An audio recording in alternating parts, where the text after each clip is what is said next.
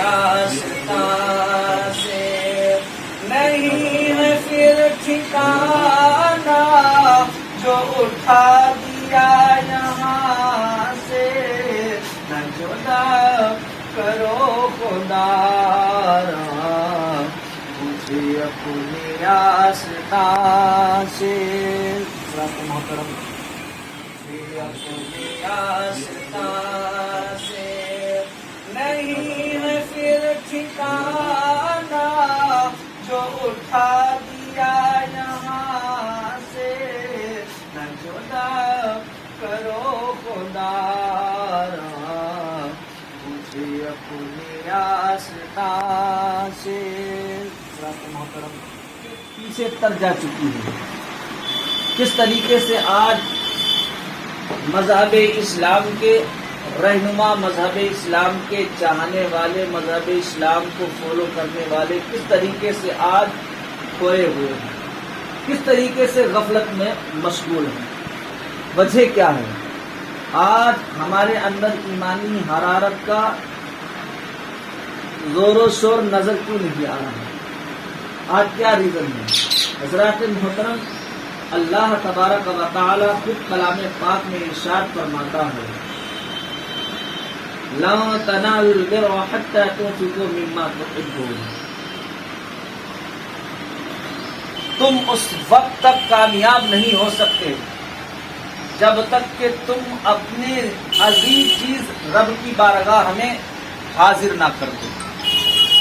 لیکن آج انسان کو اٹھا کر دیکھو تو ہر ایک انسان پسے پشت نظر آ رہا ہے. جو اس کا اصلی مقصد، اصلی راستہ ہے، اس کو چھوڑ کر گمراہیت کی طرف جاتا ہوا نظر آ رہا ہے. وجہ کیا ہے؟ وجہ صرف یہ ہے کہ آج ہم علم سے محروم ہیں. سب سے مین وجہ جو ہے علم سے محرومیت. جب تک کہ مذہب اسلام کا ہم پوری طریقے سے ارکان اسلام کو ہم مضبوطی کے ساتھ نہیں پکڑیں گے اور علم دین نہیں ہمارے اندر ہوگا، جب تک کہ ہم کسی بھی طاقت سے ٹکرا نہیں سکتے. آج سے 1400 سال پہلے اٹھا کر دیکھو، جب بھی اللہ کے رسول نے صحابہ کو تعلیم دی، صحابہ کو بلایا تو صحابہ دوڑتے ہوئے چلے آئے. آج تو الحمدللہ آذانیں بھی ہو رہی ہیں. رب 5 مرتبہ ہمیں بلا رہا ہے 24 گھنٹے کے اندر، اور مؤذن پکارتا ہے اللہ اکبر، اللہ بڑا ہے، حمد و ثنا رب کی بیان کر رہا ہے. رب اعلان کر رہا ہے بندو آؤ میری طرف، حی علی الصلاح حی علی الفلاح، میری طرف آؤ گے یہی کامیابی کا راستہ، میرے راستے میں آؤ گے یہی تمہارا اصلی مقصد ہے. رب خود ارشاد فرماتا ہے وما خلقت الجن والانس الا لیعبدون. رب ارشاد فرماتا ہے میں نے جن اور انسان کو اپنی عبادت کے لیے پیدا کیا. جب عبادت الہی کو چھوڑ کر تم چاہتے کیا ہو؟ آج اپنے ضمیر سے، اپنے جوہر سے پوچھنا چاہیں کہ اے دل، اے خواہشات، اے نفس خواہشات، ذرا یہ تو بتا تو چاہتا کیا ہے؟ جھنجھوڑ کر دیکھا کبھی اپنے نفس کو؟ اسی لیے تو سرکار فرماتے ہیں من عرف نفسہ فقد عرف ربہ. جس نے اپنے نفس کو پہچانا اس نے اپنے رب کو پہچانا. آج ہماری خواہشاتیں ایسے سر چڑھ کے بول رہی ہیں، اگر والدین آواز دے رہے ہیں تو بیٹا گھر سے باہر نکلتا ہوا جا رہا ہے.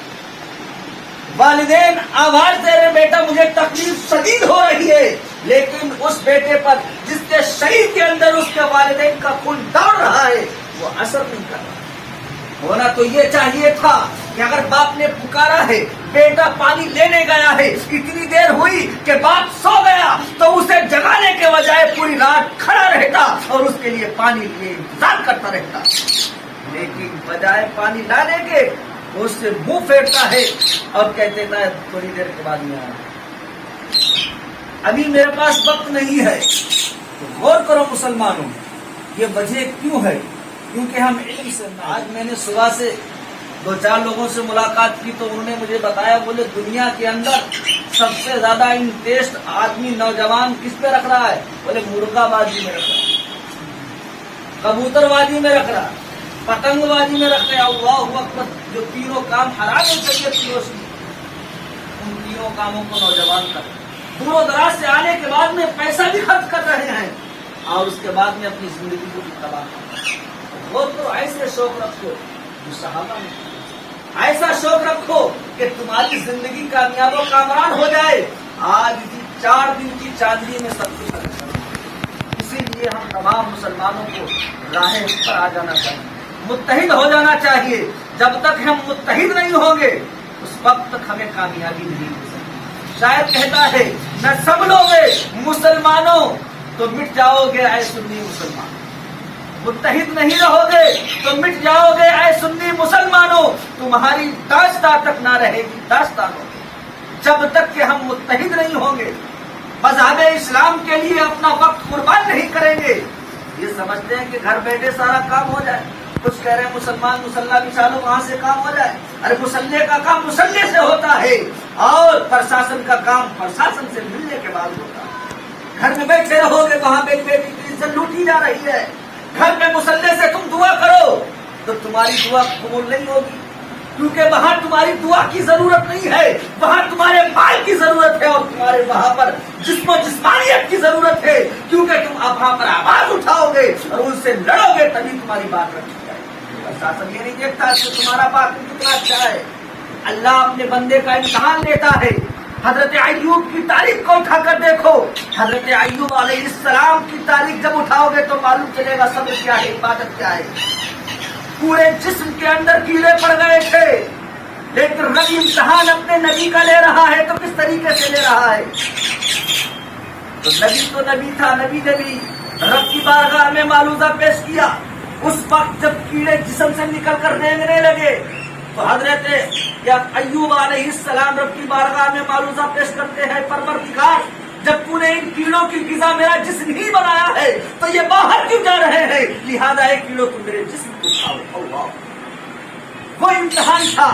آج ذرا سی آزمائش آ جاتی ہے تو انسان اپنے ذاتی مفاد کو اپنا لیتا ہے اور شریعت کو ٹھکرا دیتا ہے. کسی بہن بیٹی کی بات آتی ہے تو انسان پشر پشت ہو جاتا ہے. محشر کا میدان جب قائم ہوگا, جب رب پکارے گا اے میرے بندے, جب تیرے مومن مسلمان کو ضرورت پڑی تھی, جب تجھے اس نے پکارا تھا تو نے اپنے دروازے کو بند کر لیا تھا. کہاں گیا تھا, کہاں تیری ایمانی حرارت گئی تھی. اللہ اکبر. اس وقت ہم رب کے حضور کیا جواب دیں. جس طریقے سے نماز ہم پر فرض ہے, روزے فرض ہے, حج فرض ہے, زکات فرض ہے, اسی طریقے سے علم دین بھی سیکھنا فرض ہے. اور رب کی بارگاہ میں محبوب وہ عمل ہے جو تمہارے مومن مسلمان بھائی کو فائدہ پہنچے. اور اللہ کے رسول فرماتے ہیں تم میں سے اس وقت کوئی بھی مومن مسلمان نہیں ہو سکتا جب تک کہ وہ اپنے پڑوسی کا خیال نہ رکھے. اگر وہ شخص بھوکا ہے تو اپنے کھانے سے پہلے پڑوسی کا حال لے کہ پڑوسی کے گھر میں کھانا بنا ہے یا نہیں بنا ہے. آج پریشانی یہ ہے کہ چھوٹے بھائی کے گھر میں فاقہ ہو رہا ہے, بڑا بھائی مرغ مسلم کھا رہا ہے, اس کے باوجود اور یہ جتا رہا ہے کہ آج اس کے گھر میں فاقہ کسی ہو گئی اور میرے گھر میں مرغا بنا. یہ بتا رہا ہے, لیکن اس بھائی کو یہ نہیں معلوم ہے کہ یہ مذہب اسلام کے ماننے والے ہیں. اس مذہب اسلام کے ماننے والے ہیں کہ جس کے اندر اگر ایک ٹکڑا بھی بچ جاتا تھا, اس نانا جان کے ماننے والے ہیں, اس شہزادی کے ماننے والے ہیں کہ جس کے گھر میں 3 دن سے فاقہ ہو گیا ہے. حسن و حسین روزہ ہے, حضرت علی بھی روزے کی حالت میں ہے, حضرت فاطمہ روزے کی حالت میں ہے, لیکن افطار کا وقت ہوتا ہے, اتنی دیر ہوتی سائل آ جاتا ہے, جو کھانا بنا ہوتا ہے وہ فوراً سائل کو اٹھا کر دیتے ہیں. آج ہمارا حال کیا ہے, ہم سائل کو دینے کے بجائے اپنے بھائی کو نہیں دے سکتے ہیں. کس طریقے سے ہم کہاں آ گئے ہیں. شاعر کہتا ہے پہلے ہم تھے کہ جنگ میں اڑ جاتے تھے اور اچھے اچھے شیروں کے بھی پیر مینا سے اکھڑ جاتے تھے. وجہ کیا تھی, متحدی تھی, جس طرف چلے جاتے تھے.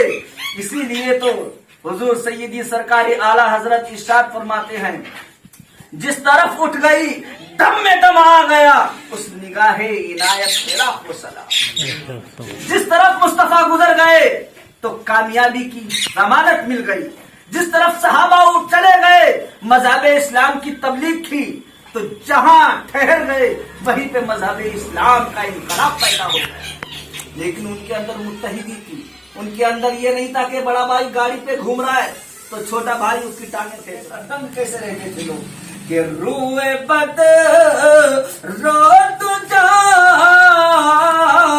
دیکھتے رہ گئے اور چہرے مصطفیٰ دیکھتے رہ گئے اور ہم گناہ گاروں کو چیدر پاک پہ ہم گناہ گاروں کو چیدر پاک پہ اور یہ عطا ہی عطا دیکھتے رہ گئے. سبحان اللہ سبحان اللہ. جب محشر کا میدان ہوگا مصطفیٰ کریم علیہ السلام مقام محمود پر کھڑے ہوں گے. جب وہ پکاریں گے اپنے امتیوں کو تو اس وقت کیا جواب دو؟ کیونکہ اتھارٹی مصطفیٰ کو حاصل ہے, جنت مصطفیٰ کی ہے, جنت کی کنجی مصطفیٰ کے پاس ہے. تو یہ مذہب اسلام کو فروغ دینا یہ بھی مصطفیٰ کا ہے, مصطفیٰ کا دامن ہے. جب ہم اس دامن کو تھام لیں گے تو اللہ تبارک و تعالیٰ خود ارشاد فرماتا ہے, 11واں پارہ اٹھاؤ, ان اللہ اشتری من المؤمنین انفسهم واموالهم بان لهم الجنہ. رب ارشاد فرماتا ہے میں نے مومنین بندوں کی جان مال کو خرید لیا ہے اور اس کے بدلے میں کیا عطا کیا؟ بان لهم الجنہ, میں نے ان کو جنت عطا فرمائی. رب کی بارگاہ میں دعا ہے مولا ہم تمام مسلمانوں کو ایک اور نیک ہونے کی توفیق و رفیق عطا فرمائے, متحد ہونے کی توفیق و رفیق عطا فرمائے. دین کا درد, مذہب اسلام کا درد ہمہ وقت اپنے دل میں لے کر چلنے کی توفیق و رفیق عطا فرمائے. اگر مذہب اسلام میں کسی کی مدد کرنا ہے تو مولا وہ ہمیں مدد کرنے والا دل عطا فرمائے اور شیطانی شر شیطانی وسوسوں سے محفوظ و معمول فرمائے اور مسجدوں کی, خانقاہوں کی, مزارات کی ہمیں ہمہ وقت حفاظت کرنے کی توفیق و رفیق عطا فرمائے. جو غلطی ہو گئی ہے مولا اسے معاف فرمائے. ہم تمام مسلمانوں کو اس پر کم حق و عمل کرنے کی توفیق و رفیق عطا فرمائے. سبھی لوگ بلند آواز سے کلمہ طیبہ پڑھ لیجیے, لا الہ الا اللہ محمد رسول اللہ.